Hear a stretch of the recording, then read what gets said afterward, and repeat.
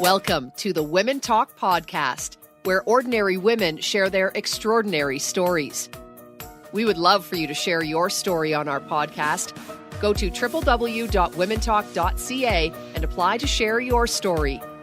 And now let's welcome your host, founder, and CEO of Women Talk, Bridget Lessard-DL.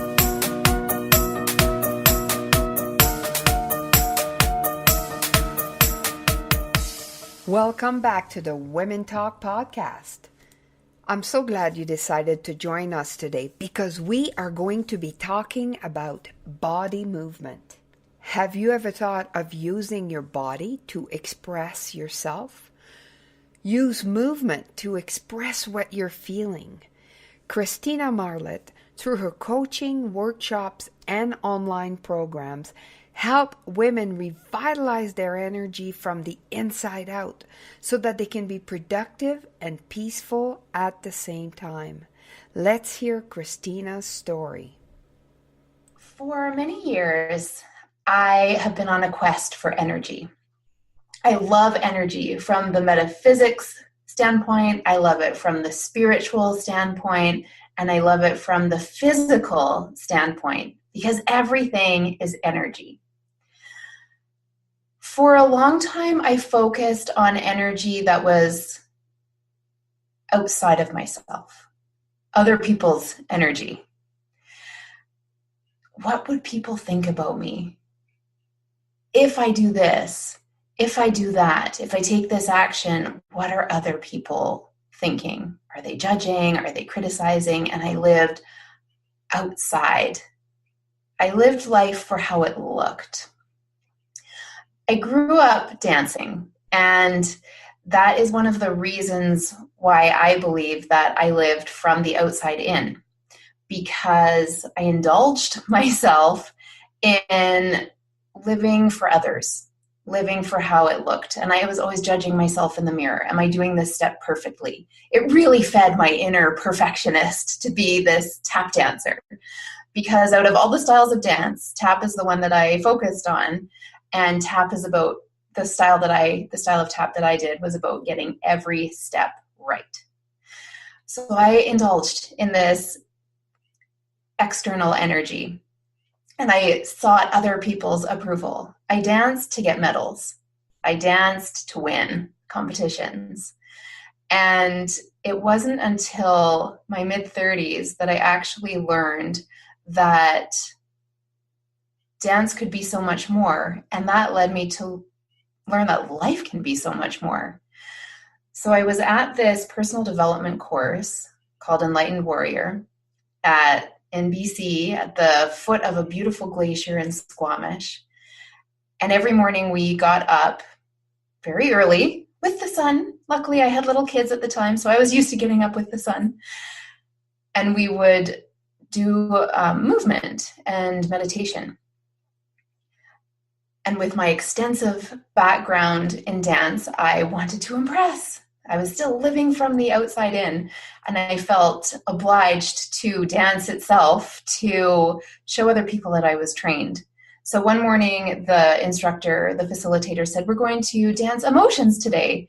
And that terrified me because I was used to plastering a smile on my face and competing, showing people that I was the best. So she said, "Dance anger." And I had no idea what to do. There was no choreography. And I looked around at the 400 other people in this big tent on a grassy floor. And I figured, well, probably most of them don't have dance training. And they seem to be doing just fine. So I'll copy what they're doing. So I was still like dancing anger from the outside in. I couldn't even feel the anger. I was just dancing how I imagined anger would look. And then she said, "Dance happy." And I could do that because I am a pretty happy person. And up until that point, I feigned happiness for a lot of the time too. I didn't think emotions were okay. So happy I was good with. And she started talking about some other emotions like sadness. And I danced sad. And I actually started to get into it and release the inner perfectionist and start noticing, what it feels like to be in my body when I'm creating my own movement. a fascinating experience for me. And then she said, dance gratitude. And something happened energetically, where for the first time in my life that I could remember, I actually felt gratitude rather than thinking gratitude. And this huge wave of energy, it felt like it came out of the sky and through me. And it was this wave of heat. It was so powerful that I couldn't even stand anymore. And I dropped to my knees and I just cried because I had never felt gratitude like that before. Oh, it was so powerful. And that really changed everything for me. It cracked this wall I had around my heart that was holding me back, and it shifted my focus to me, what life feels like to be me, what it feels like to trust my intuition, to feel my own emotions, to not focus so much on the outside and winning and being the best, but to focus on, this thing called intuition, which I started to learn that I had. And I was so filled up by this new perspective that I took a deep dive into personal development courses. And in fact, I became a certified embodiment coach, because I had always focused on the external, like looking good. And so I became a phys ed teacher, because when I was at the crossroads in grade 12 of deciding what I was going to do with my life, I thought, I want to be a chef or I want to be a phys ed teacher. And I'll choose phys ed teacher because then I will look good and be active. So I had always lived from that outside, which was really indulgent to the perfectionist in me. And when I shift into this living from the inside out and marching to the beat of my own drum, I started to learn, this is what self-care actually is. It's nourishing myself first. And that led me to gather information for many years on what it means to actually take care of ourselves. And so there's external self-care and internal self-care. And external is things like nutrition and exercise and hydration and sleep. And then all the things that we think about when we hear self-care, the more indulgent things like going to the spa and salt baths. And there's nothing wrong with external self-care, but if we're only focusing on that, then it's like paddling a kayak with only one side of the oar, and then we end up going in circles. So what I love to teach about is internal self-care, the stuff that takes courage. It's hard to face. It's not the easy road, but it ends up giving us so much more energy. And what I've learned is that there's this inner wellspring of energy that continually flows when we practice courageous self-care from the inside out. Do you want more out of Women Talk? Sign up for our Women Talk membership today. Receive discounts at all of our live events, talk on more stages, receive free monthly webinars, or host a webinar yourself. Join this powerful sisterhood we call Women Talk. Visit womentalk.ca/membership to join at 70% off for a limited time only. Feeling emotion through movements. Do you have you had a lot of people that when you teach them that they have this moment like you had? Absolutely. I'm getting goosebumps, like truth bumps right now, because the way that we learn, we're designed to learn through the body. And I believe it's our direct connection to spirit. But the way that the education system works, and having been a teacher, I feel okay saying this. We're trained out of listening to our bodies and just focusing on the brain. And the higher up we go in education, like I got 2 degrees, the higher up we go, we focus on one side of the brain and we leave out this beautiful symphony of information coming from our bodies. So when I do embodiment work through my workshops and retreats, and on my YouTube channel, I teach embodiment practices there.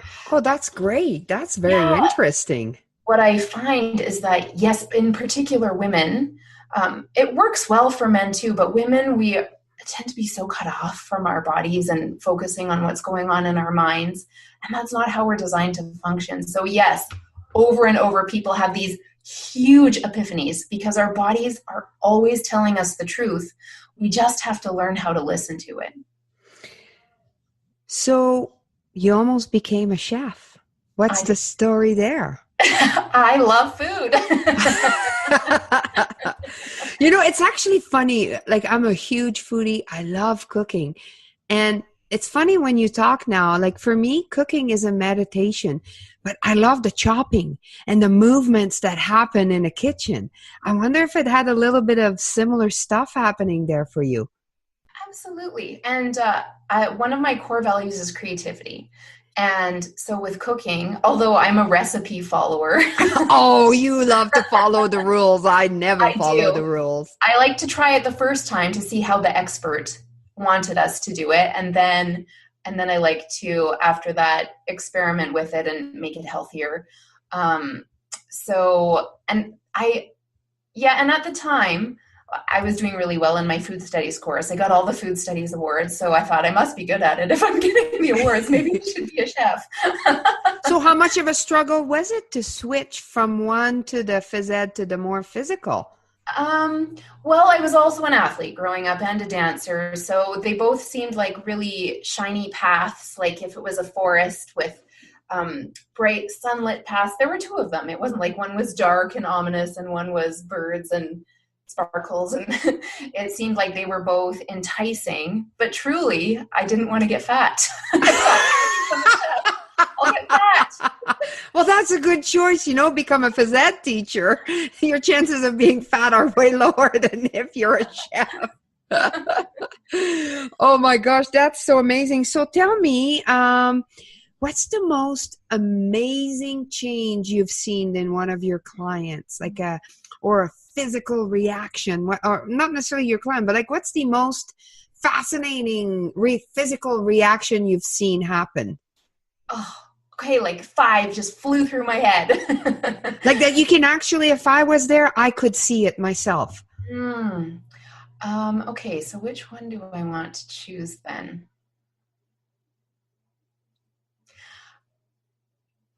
Okay, so this isn't even one that I was thinking about, but I had this one client I was doing a session over Skype with one time.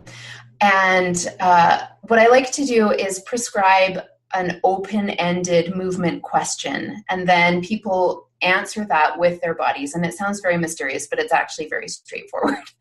And then I ask the client or the participants to, number one, notice what's happening in their bodies, but also have that observer that we learn about in Buddhism that is observing everything that's going on, observing the thoughts.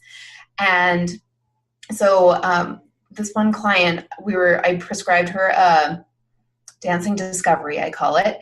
And she wanted to tune into her shoulders because they had been bothering her with pain for years and stress and tension. And so I gave her this movement prescription. She did it. And when she was done, I asked her, what did you notice? And I always do the movement as well because I get insights for the client and I get insights for my own body.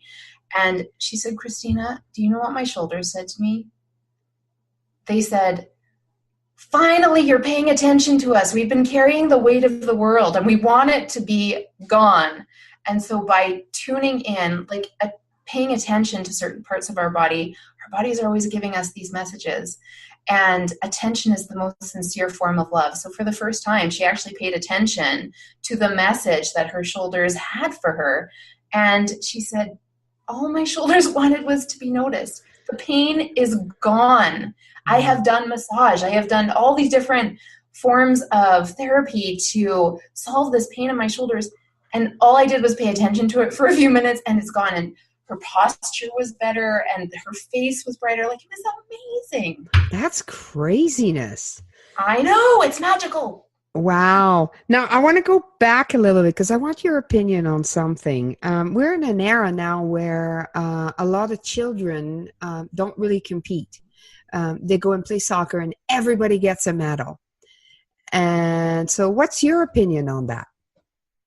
Considering that it was part of your, of your life, competing and always be the best. And, so how do you feel about us raising our kids without real, true competition?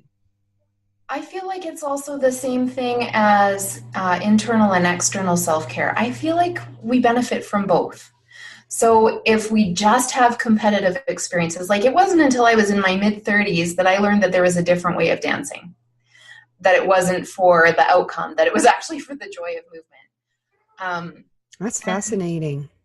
So with activities, not everyone wants to compete, but it's important to have some competitive mindset, even if it's just with ourselves, because that's how we achieve our spiritual expansion, by continually improving and growing and expanding. So I believe that competition, I love how there is a duality to everything. Like, I wouldn't say competition is good and I wouldn't say it's bad. I would say it serves us the way that we need it. And same thing with participation and cooperation. There's duality to that too. If everyone's thinking that, oh, I'm successful in life because I'm just showing up and not putting in any effort, that's not going to serve anyone.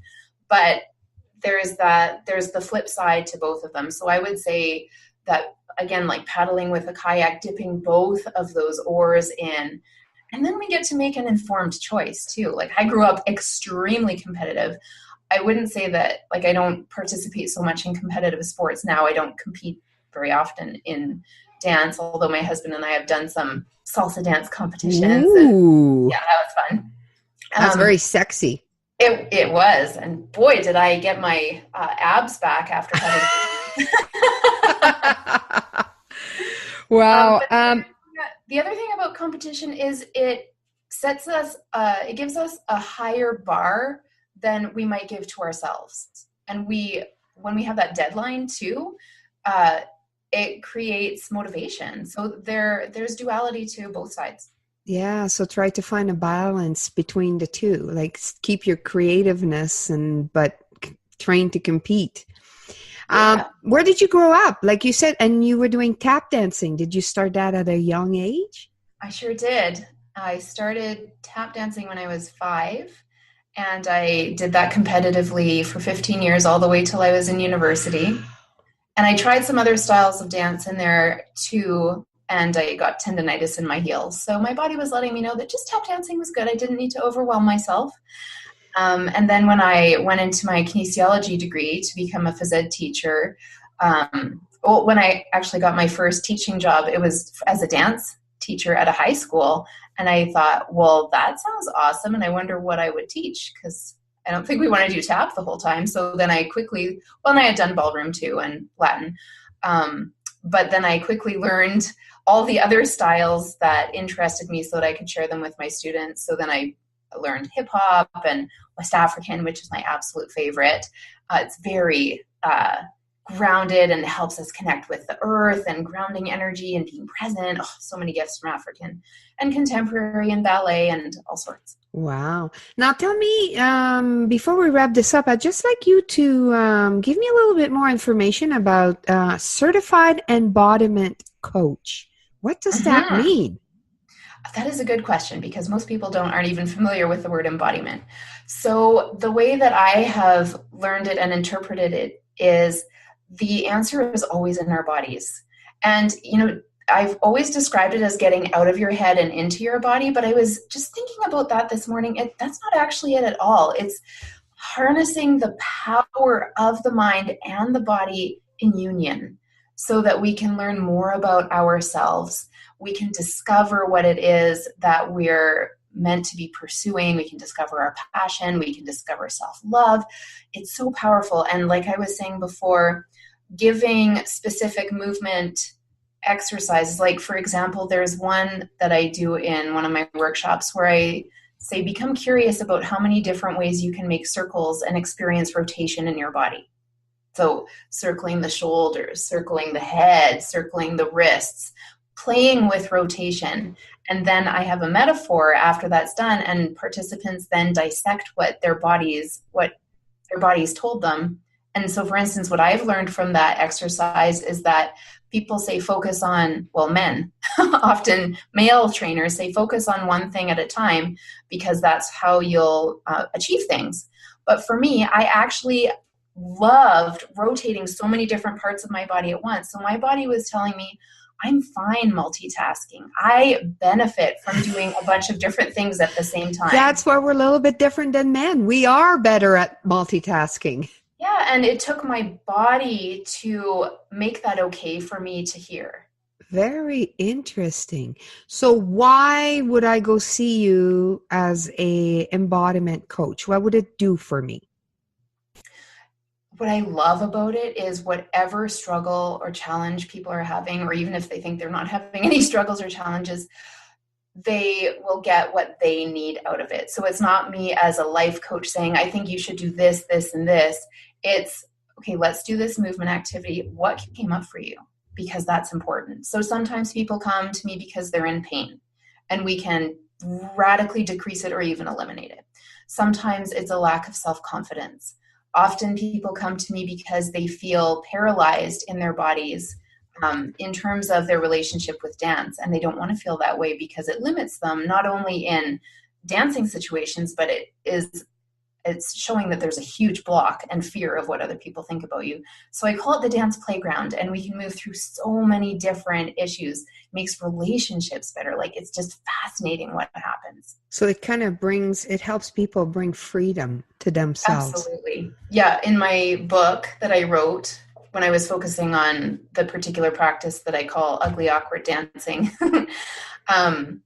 in the book, I forgot what I was going to say. I distracted myself by picking up the book. Okay. What is the name of your book? What is the name of your book? It's called How Ugly, Awkward Dancing Changes Everything. And where can people buy your book? It's on my website, which is ChristinaMarlett.com, and it's also on Amazon. It's available there. But what was I going to say about it? Fascinating. I love it. And I think that you have a little bit of a gift for our listeners. I do. Yeah. For the last year, I've been creating all sorts of gifts to help people create more energy, understand where their energy drains are, learn what real and strategic self-care is that moves the needle so that we can be productive and peaceful at the same time. So the one that I would love to share, and there are a bunch of them on my website, but the one that I would love to tell you about is a mini course that I've created called the top 10 ways that you're draining your energy without even knowing it. And so this refers to a lot of the internal self-care. We have a lot of drains on our energy that are energetic, and they're not what we would think. Like, we think, eat kale, I'll have more energy. But that works to a certain extent. Or exercise, you'll have more energy. And that's what I focused on for so many years. But once I started doing this internal self-care, it was like this tension would fall away when I worked on a certain area, like forgiveness or gratitude or feminine power. And then I would have all this extra energy. And ever since I've been focusing on cultivating this wellspring of energy, people have been saying to me, oh my gosh, I love being around you. I love your energy. And that certainly didn't happen until I was focusing on the internal self-care. Great. So where will people find this little? They go to my website, which is Christina with a CH, Marlett, which is MARLETT, and put a triple W in front of that. Wonderful. They'll be able to find the top 10 energy drains mini course. Top 10 energy drains. That sounds like a lot of people could use this in our world. Well, Christina, it has been a pleasure talking with you. Thank you for sharing your story, and keep on dancing. Thank you, Bridget. Bye-bye. Bye-bye. If you have a burning desire to share your story with our audience, apply to be on our podcast. To apply and find a full list of our podcasts, go to www.womentalk.ca.